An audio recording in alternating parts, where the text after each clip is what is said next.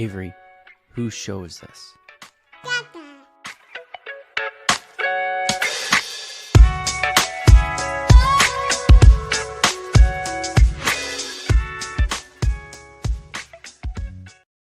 And we're live. Welcome, everybody, here to the Lakers Lounge podcast. I'm Anthony Irwin, Senior Lakers Insider for Clutch Points, and today on the show, we will be talking about contractual stuff. We are waiting for the Lakers to clear out enough money to officially sign Marcus Smart. So we have that to talk about. We have an actual sensible roster to talk about and be excited about. That's kind of a change from years past, or recent years past. I have the latest on what the Lakers are trying to do to avoid having to waive Jordan Goodwin outright. So we'll talk about that. And then, as always, as this is a Sunday Funday episode, I have your guys' questions to get to, whether they came from the iTunes mailbag, whether they came from Twitter, whether they came from the Lounge Discord, wherever they came from. I'm going to get to as many of them as I possibly can. So, yeah, fun episode here. Let's go ahead and dive on in. Quick reminder, please do hit subscribe wherever it is that you get your podcast, preferably on iTunes. If you guys are listening to this right now, if you guys are here in the Lounge YouTube channel or feed or whatever you want to call it, please hit that subscribe button. Please hit that like button. If you guys are watching on Twitter, head on over to youtube.com/@LakersLounge to find the show there. As this YouTube feed grows, I'm probably going to nix doing these shows on Twitter, because Twitter doesn't do anything to monetize these things. So the best way to make sure that you are actually tuned in when we do these shows is to subscribe to the show now. And my tentative goal is to probably nix Twitter streaming altogether by the beginning of this upcoming season. So, but we need to get the show big enough to eventually get there. But for now, we'll continue streaming on Twitter, but that'll go away here pretty soon. So subscribe and like button, all that good stuff. So we'll start with the Shake Milton news. This was coming. The Lakers. So I had a conversation with somebody yesterday, obviously, with the Smart news, and then into last night and stuff.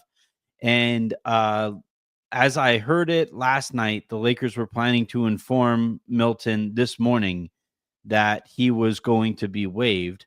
So then you had the Shams Charania news drop, but this apparently was done earlier this morning, obviously West Coast time, so it doesn't really matter time-wise. But this gets done. The Lakers were working basically kind of right up until as long as they could on trying to find a deal to send Shake somewhere to either get his deal guaranteed or to send him somewhere who wanted to shed a little bit of money so that they could, then waive Goodwin and the Lakers take advantage of that asset there. But as it turns out, no such trade came to fruition, and Shake Milton winds up going to free agency. He is now a free agent. So, would have been nice, I think, to have taken advantage of that asset to a little bit greater extent. The other thing too here is, a pretty big what if from here on out is whether the Lakers could or should have traded for Day'Ron Sharpe instead of Shake Milton back when they traded for Dorian Finney-Smith. That way you would at least have something to show for that acquisition. Those 3 second rounders that you used. It's a bit of a bummer that you chose, I think, the wrong player. The Lakers chose the wrong player and now are waiving him or letting him walk outright before his guarantee date, which would have been, I'm recording this at 1:53 p.m. here in Texas. That would make it about noon out there on the West Coast. I believe they would have had until like COB or EOB or whatever you want to call it. So, yeah, it was funny. At the time, I had heard that the Lakers were interested in Sharp, but that the Nets didn't want to give up or wanted the Lakers to give up additional assets for him. And then in the months following, heard something to the extent that actually, no, the Lakers were more interested in Shake Milton than Sharp, and didn't really pursue Sharp. And I just think that was a bit of a mistake. But uh, as it stands right now, all of that is neither here nor there. And Milton is now a free agent, but the Lakers still have more work to do. So as it stands right now, the Lakers don't have a full biannual exception to offer Marcus Smart when when he clears waivers. So he'll clear waivers tomorrow. Again, I'm recording this Sunday afternoon. He will clear waivers Monday evening. And it's going to be interesting to see the timing on when the Lakers announced this. Now, when they came to an agreement with Smart, the Lakers could have told him, hey, we obviously still have some more work to do. We can at the very least offer you the roster spot, and then we'll continue to do the work necessary to open up the space to sign you. If the Lakers were to just waive Jordan Goodwin, because his contract is not guaranteed, if they were to just waive Jordan Goodwin, they would be at basically 1.1 million under their hard cap, which they would if they were to just waive Goodwin and then sign Smart using that full biannual exception, they would have about 1.1 million in space between them and their hard cap. And that I don't think is enough room for them. That would mean that if you make any kind of a trade, you would essentially have to take in less money than you send out. If a player gets hurt, you would, and not meaning for the entire season, but like if a player gets hurt at a position of need and the Lakers decide that they want to bring in somebody to help there, they wouldn't necessarily be able to do that because you would have to wait for the amount that you sign that player for to become the a prorated amount and fit into that gap there. Now the Lakers could eventually in the season make a trade where they send out more money, just like they're working on right now, and open up a little bit more room there. But it's a lot harder to open up room over the course of an NBA season than it is right now. So the Lakers are trying to, and they're going to spend basically the next 24 hours or so working on a consolidation trade to open up not just the necessary money to sign Smart, but also to give themselves more breathing room under the cap. The other thing too that needs to be mentioned here is the Lakers could make that trade and waive Goodwin if they so choose. There's a lot of whispers connecting the Lakers to Gary Payton II. Remember, he just signed with Bill Duffy, and there were whispers before that move that he made. And now, the Warriors still like him. The Warriors are still waiting for the Kuminga thing, and then once the Kuminga thing is figured out, I'm told they're going to go and finalize their agreement with Al Horford and with DeAnthony Melton. And we'll see if they have room left over to also sign Gary Payton II. But the Lakers like him. And if they were to trade Gabe Vincent, for example, it would be nice to be able to go out and trade and sign Gary Payton to make up for that trade. Because Vincent, as it stands right now, is going to play rotation minutes and valuable rotation minutes as one of the Lakers' better kind of point of attack defenders. Now,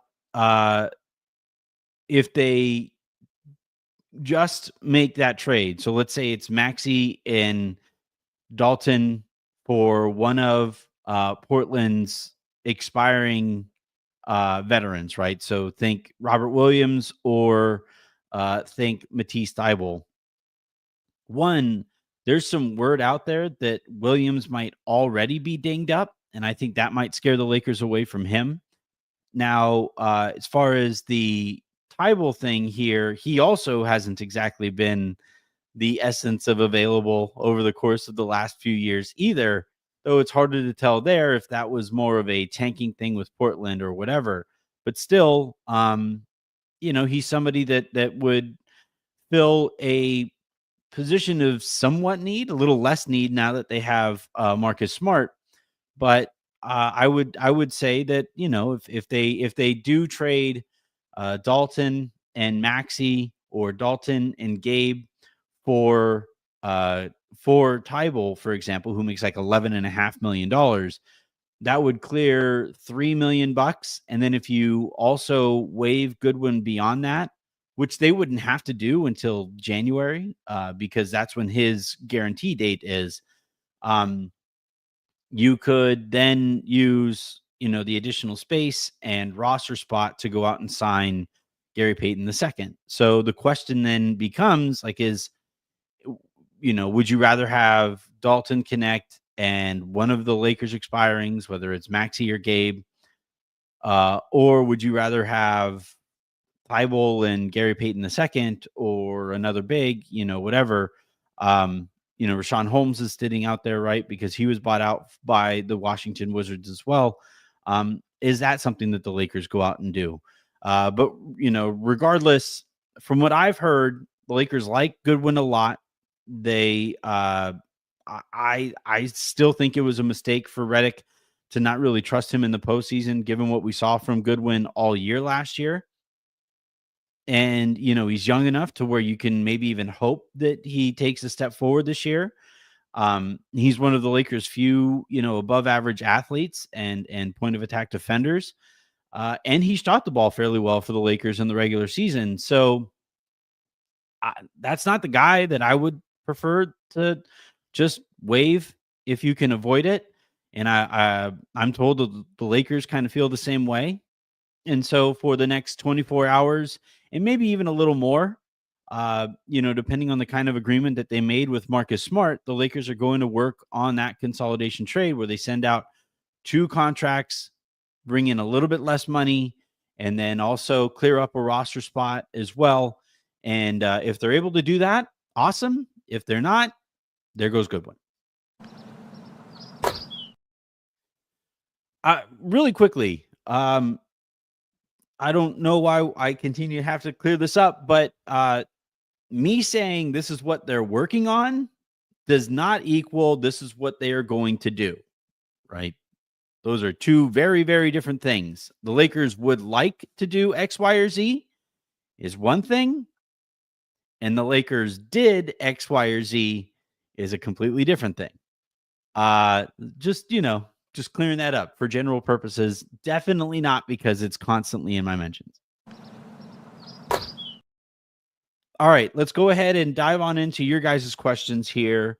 Let's see. I didn't get any new iTunes reviews, so if you guys have any of those. Oh, I did actually yesterday get a super comment right at the end of the show that I didn't see. So from yesterday, Let's Run with Jason Kelly asks, kind of like Goodwin as a player right now more than Smart, and that player option could be yet wasted salary slot by awful player options. Look, I understand the general kind of desire to be kind of pessimistic when it comes to the stuff that Rob Pelinka has done. But let's take a look. I just tweeted this out right before I went live. Let's take a look at the Lakers offseason so far. And I think it's been a good one. So they've lost Dorian Finney-Smith, Shake Milton, Alex Len, and Markieff Morris. They have added DeAndre Ayton, Jake LaRavia, Marcus Smart, and Adu Diarra. That is really good work.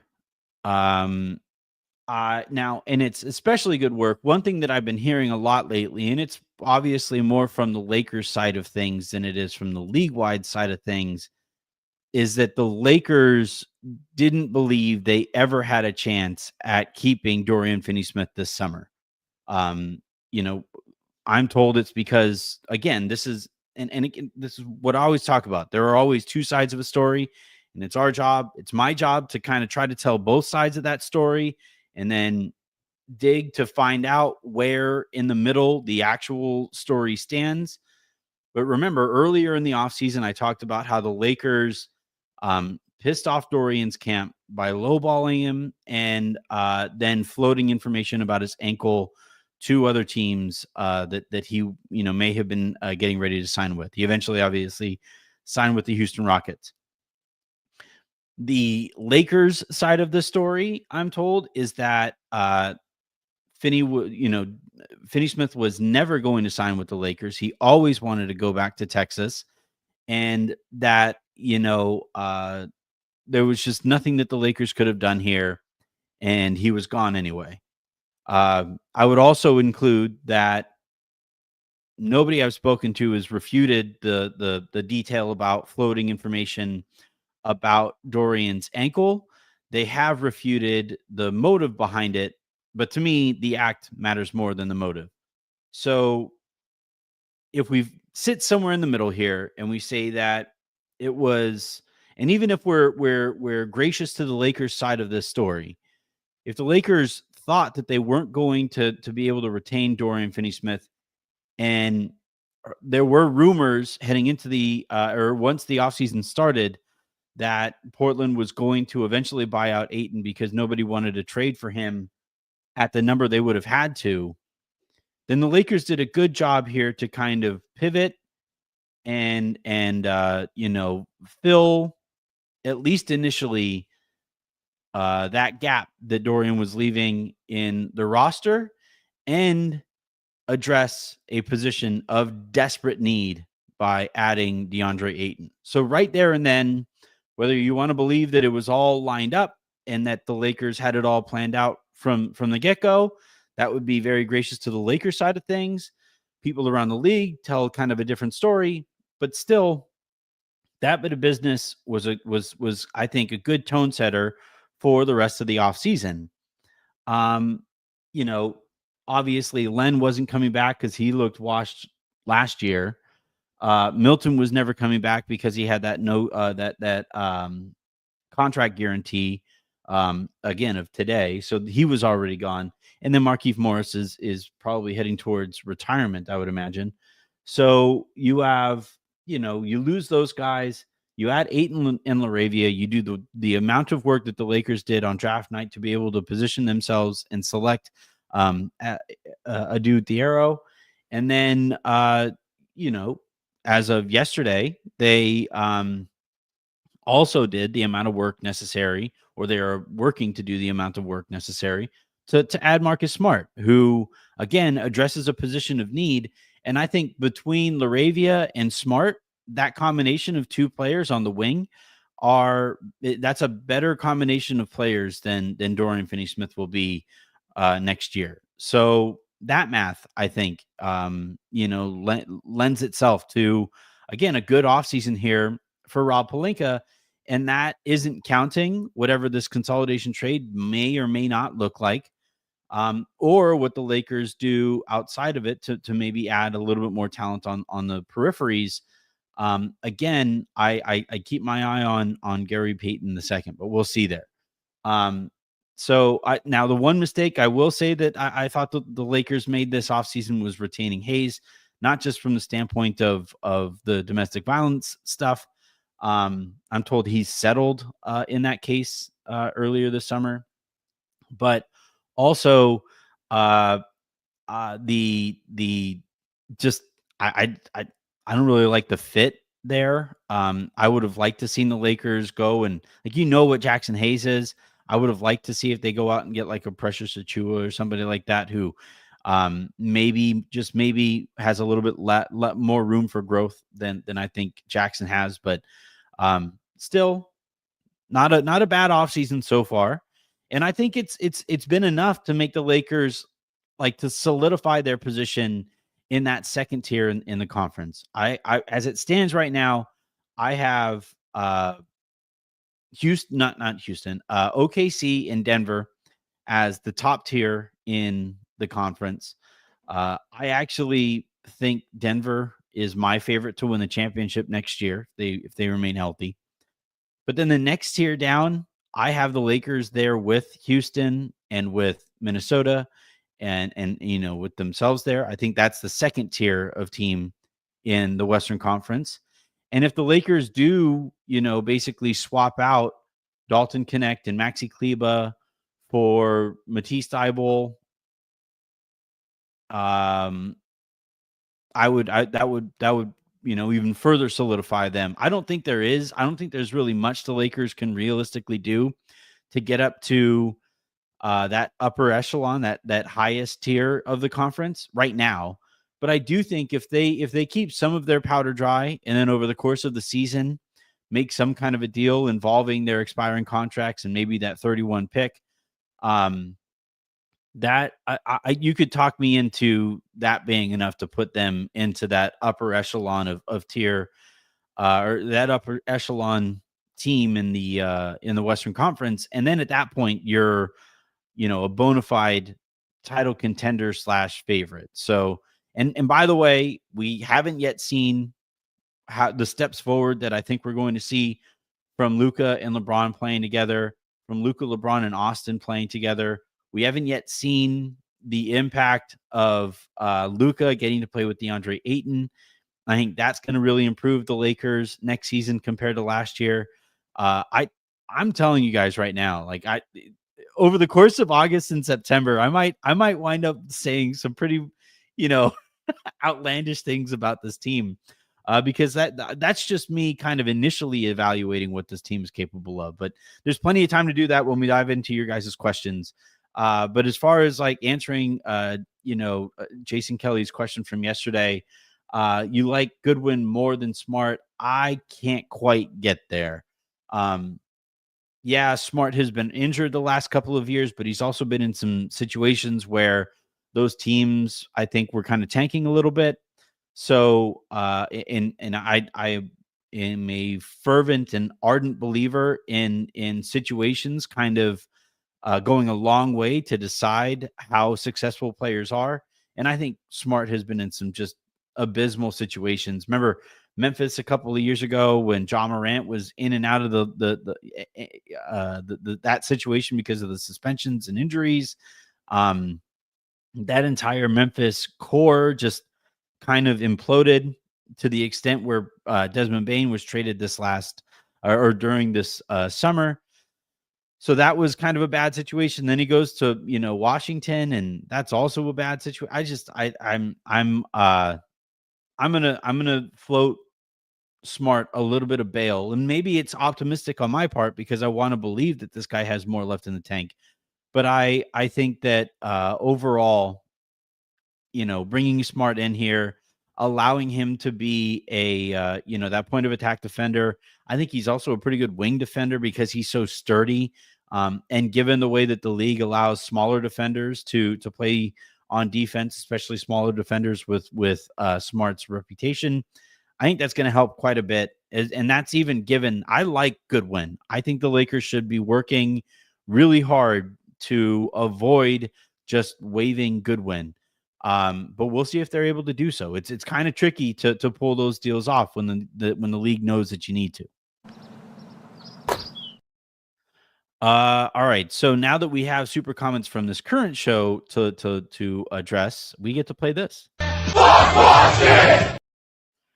All right. So the first one here comes from Ryan Lucas, who writes, "Need a trade or waive Goodwin ASAP. Waiting opens the door for things to change regarding Smart.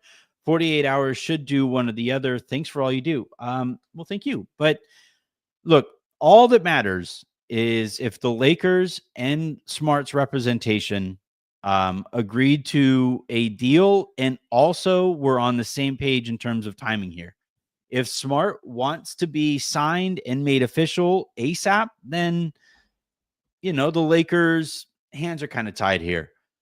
If Smart and his team, and I just don't see any need for it to be done right away, but if Smart and his team do give the Lakers a little bit of grace here and give them a little bit of time, and if the Lakers basically explain to him, hey, look, we can make our team better if you give us this amount of time, The whole reason you're coming to the Lakers is for the chance at resuscitating your career as somebody who makes more than 5.1 or whatever $1 million a season.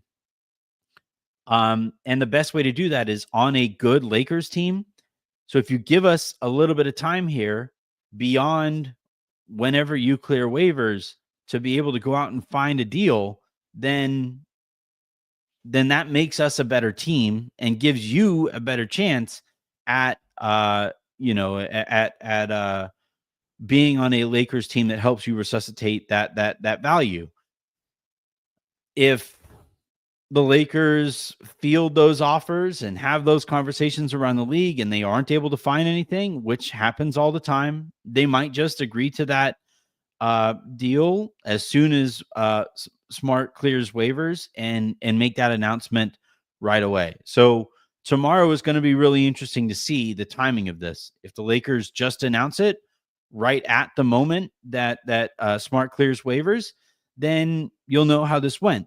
If they don't, and they get a little bit of time there, then you'll know that behind the scenes they're probably going to be, if they don't announce it right away, that would lead one to believe that they're close enough on a trade to to tell Smart and his group or his camp, hey, just hold off for a second. Let us do this work here right now, and then we'll come back and we'll make your signing official. Tomorrow's going to be, I think, a pretty telling day.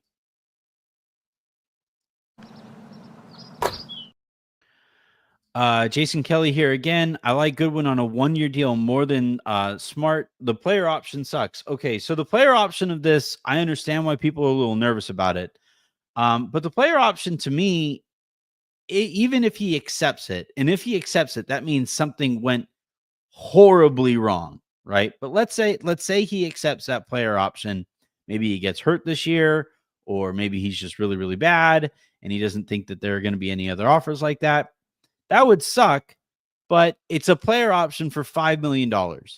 And that's exactly the kind of contract that it won't take very much for teams to just accept and waive, if absolutely need be. So, yeah, I know we get nervous about player options, and I know that the Lakers have been stung by player options, but the player options that have stung the Lakers recently were Cam Reddish, Christian Wood, Jackson Hayes, and those are those player options that, like, when they were picked up or whatever, it was like, God, those guys suck.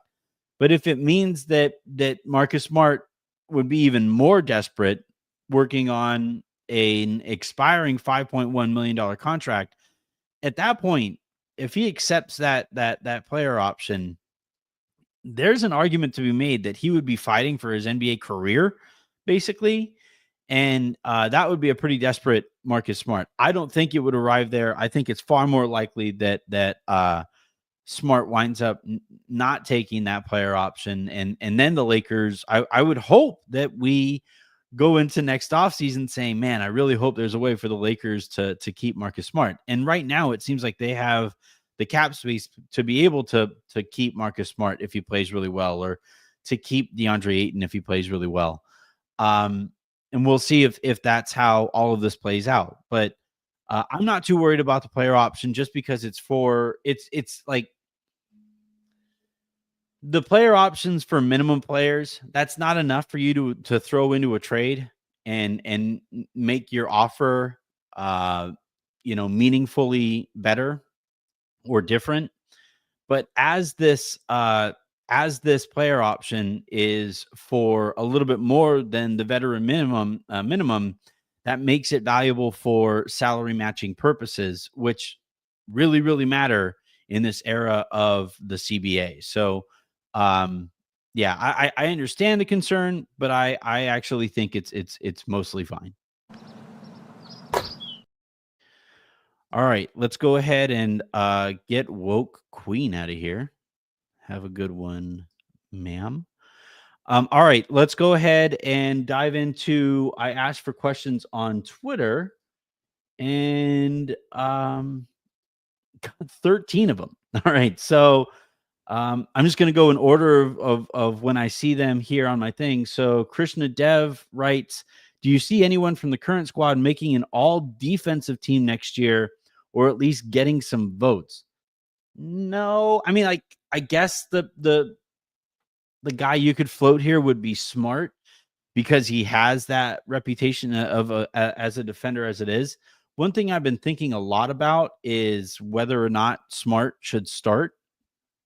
I think he should, just for the sake of um, having him match up with the other team's best player while that best player is on the court. Now, then the question becomes, well, if he's starting, who's sitting? And I know there are probably a lot of people who would rather Austin sit down instead. I see where you're going there. And maybe Austin makes a little bit more sense playing against benches. Uh, I think he's a more flexible player than the next guy I'm going to talk about here. So I think that might be a case for Austin coming off of the bench. The only thing there is Austin's going into a contract year, and the Lakers really, really like him. And I don't think the Lakers would want to piss him off going into that contract year. So I would probably assume Austin starts, which leaves you're not starting him for you're not starting Smart for Ayton, and you're not starting Smart for Luka or LeBron. That leaves Rui. And so yeah, I would say that if you and I think Rui is probably the player that most people think will or should come off of the bench next year. And I see it. My thing with that, and I think I agree with those, like I would probably start Smart instead of Rui personally. I actually think acquiring Smart makes Rui more movable, though I continue to hear that Rui has some fans at the upper tiers of the organization. But uh, if the Lakers start Smart instead of Rui, the concern I have there is Rui is such a different player based on his engagement level. And Rui is always so much more, tangibly more, significantly even more engaged when he has started versus when he has come off of the bench. And uh the question you then have to ask is, would you rather have, the better fit with the starting five with Marcus Smart out there, and you have him guarding the other team's best player, and have him out there for more minutes while that best player is out there? Or would you rather get a better version of Rui by way of starting him? Ideally, the Lakers go to Rui and say, hey, dude, if we see that you are any less engaged because we bring you off of the bench, you're getting moved. We aren't dealing with that nonsense again this year. Um, and if they have that conversation, and if they go to Rui and they say, hey, this is what we're thinking about doing, and Rui says, you know what, I would honestly kind of rather be traded. I'm also entering a contract year this year. So if Rui would prefer to be traded, after the Lakers talk to him about coming off of the bench, then I would be fine with it, to be completely honest. So that's going to be interesting to see how this works out.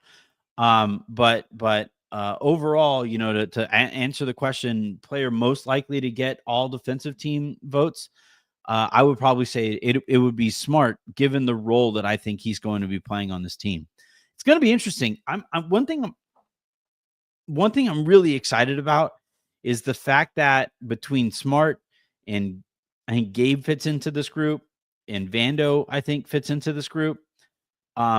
You have three guys basically who I think one of those guys will probably be on the court at basically at every moment. You have three guys who can move their feet, can really kind of annoy the guy that they are guarding, and that you can just bank on, all right, that person is going to help us defensively. Now, obviously, with Smart and with Vando, you might be concerned every so often about their impact on the Lakers offense. But it is really nice that between that trio of guys, so long as they remain on the roster, um, it, I'm really excited to have, a it used to be the Lakers only had like one guy who, whenever he was on the court, it was like, all right, go get him, go be our defender. Outside of Anthony Davis, and that was Vando. And every minute that he was on the court, it was like, all right, well, I really hope that he doesn't bleep up our offense too badly. But now it's nice that the Lakers basically have options and they can say, all right, at any given moment, you're the steady defender on the perimeter. You're the steady defender on the wing. If the Lakers really, really need to stop, they can go to a lineup of like Smart, I guess like Gabe, Smart, Vando, LeBron, and Ayton or something like that, and just absolutely get after it defensively when they definitely need to stop. And that's if they don't add Gary Payton II. So it's a it'll be interesting to see how this all kind of comes together. But yeah, as far as answering that question, I think Smart will probably get the most pub for all defensive team. All right, next one here comes from the Reed KZ. If Portland wants 2 firsts for Toumani Camara, I'm giving up whatever it needs to be done. Well, the Lakers don't have 2 firsts to be able to give it up. So I think that's kind of a non-starter. I also think Camara fits into that team's more realistic timeline. So it was always weird to me earlier in the offseason when so many people were kind of talking about his potential availability. I don't see that. I never saw it. And in talking to people, especially there in summer league and talking to people, and it was like, yeah, how available was Camara ever? And they were like, not. So we'll I don't believe that was ever really an option for the Lakers, and I don't believe he'll really be an option for the Lakers this year. David Kulig writes, when will we find a resolution to all of this with the trade stuff or just cutting Goodwin? Thank you. So like I said, the next 24 hours are going to be interesting. And then,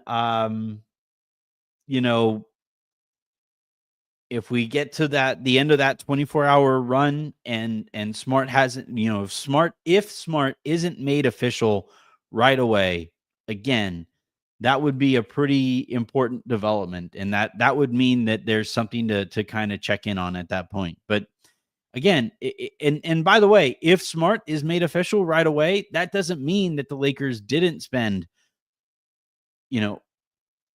every opportunity that they had between now and then to clear that roster spot. So it just might just be that because these teams know that the Lakers are working towards a specific end goal, those teams want to make the Lakers pay up for that specific end goal. So, again, next 24 hours are going to be interesting, and then we'll see where things are at after that. Next one here. Let me just check. Let me just check the live comments here too. So, let's see.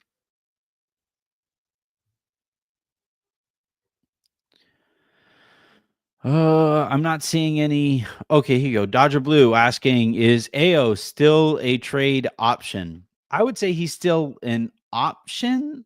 It's just that his price is probably higher than the Lakers want to pay.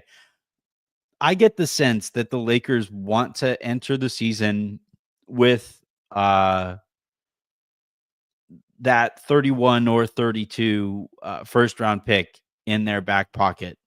The thinking there being that by the time you get to the deadline, being able to have that first round pick as something to like start conversations with or be something that teams are interested in when you have those negotiations over the course of the season. Like right now, prices on wings or anybody, that the Lakers would want, those prices are a little higher.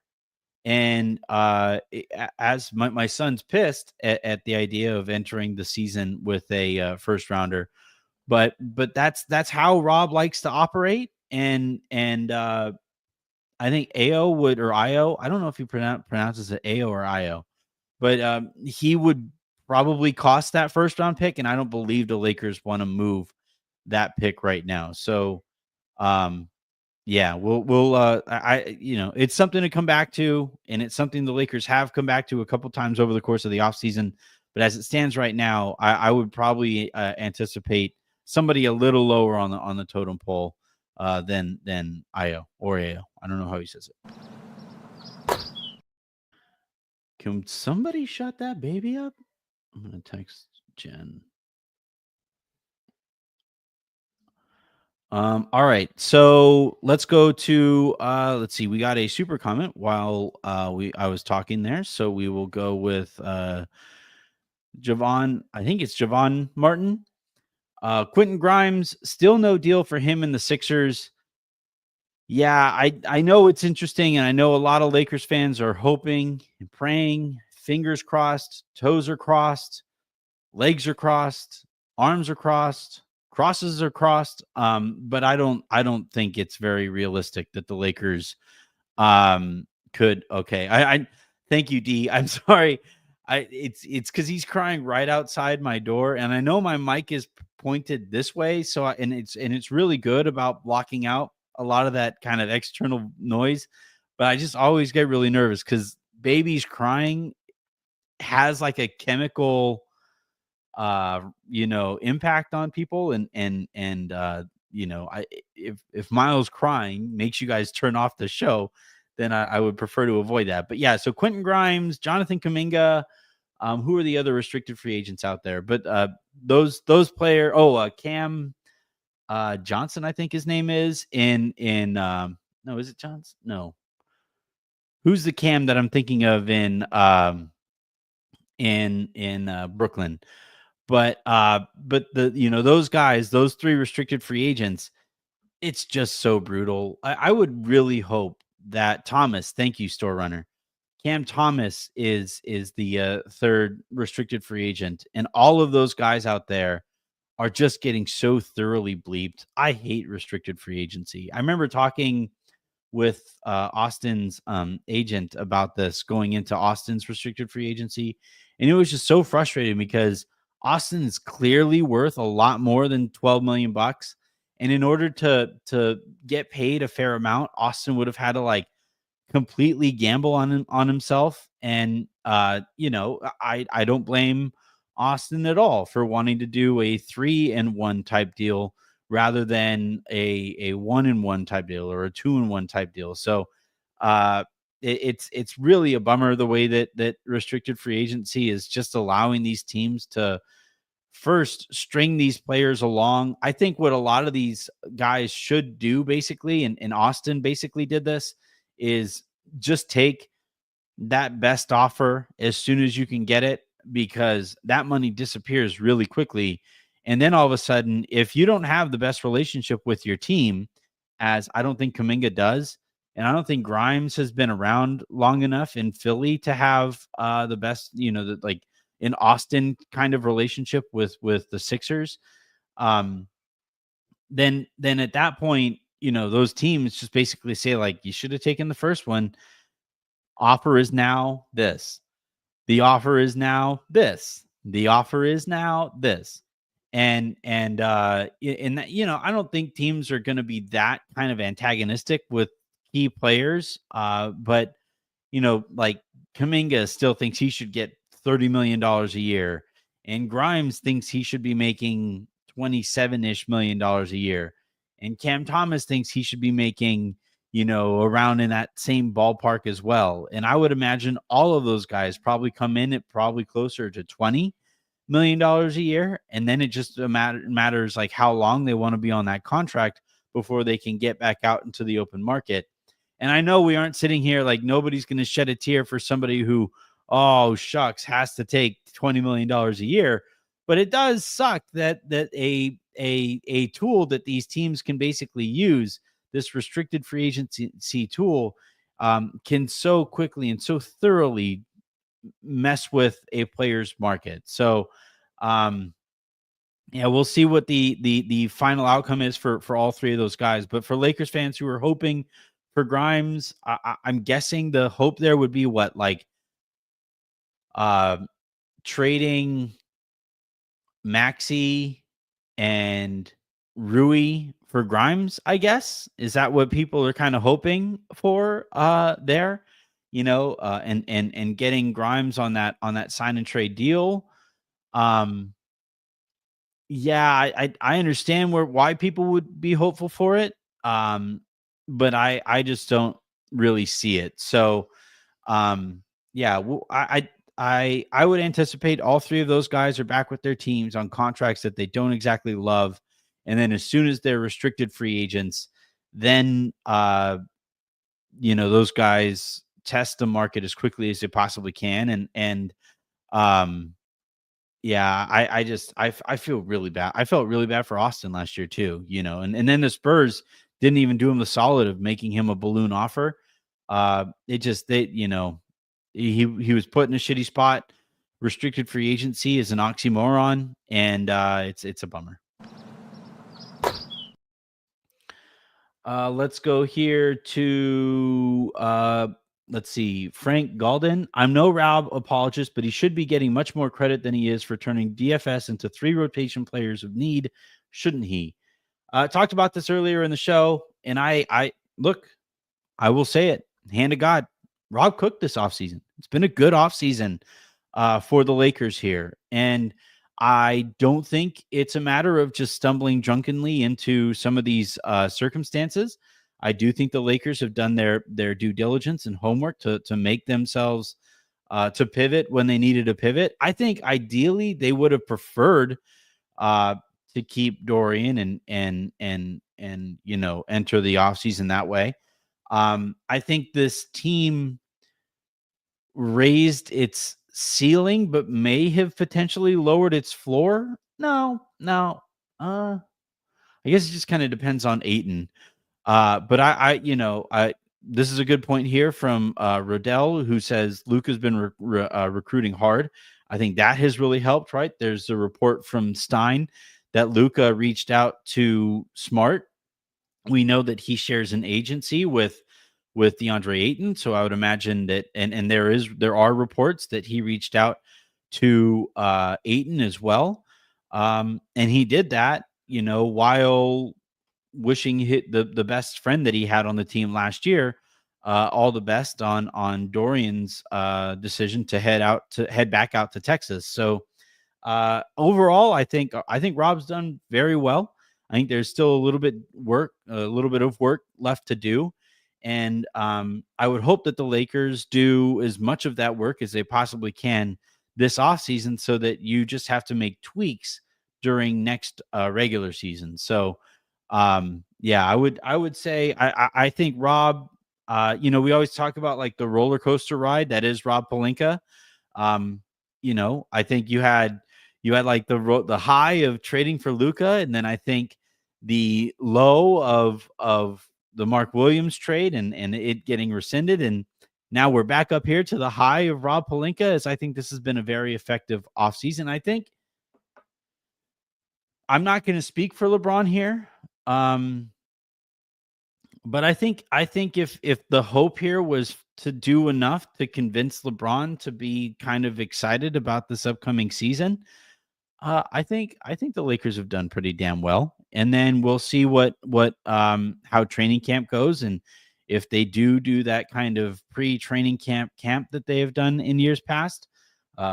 Yeah, I think overall it's been a very successful offseason. Been a very successful offseason for us here, right? Like, look at us, right? It's the Paul Rudd. Look at us. Who would have thought? Not me. Not most of the people who follow me on Twitter. The next one here comes from, let's see, Lakers 248 LA. Any rumblings on a Lakers Malik Monk reunion via trade? Don't see that in the works. he doesn't play a position of need.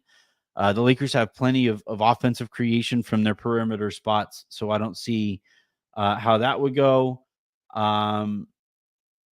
Let's see. Go back through the live comments here.